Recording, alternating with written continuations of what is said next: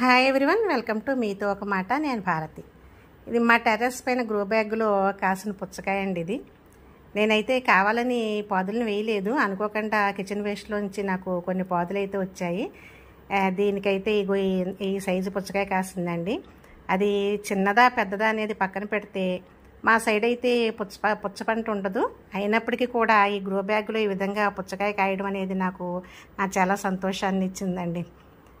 ఇది దాదాపు తయారైపోయింది. నెక్స్ట్ వీక్ అయితే నేను కొయ్యాలనుకుంటున్నాను.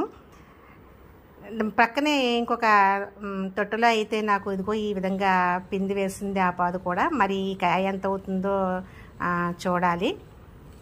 ఏదేమైనప్పటికీ మనకి మిద్దె తోటలో కూడా కొంచెం శ్రద్ధ తీసుకుంటే ఎలా పుచ్చకాయలను కాయించవచ్చు అనేది ఒకటి అనుభవపూర్వకంగా అయితే తెలిసింది.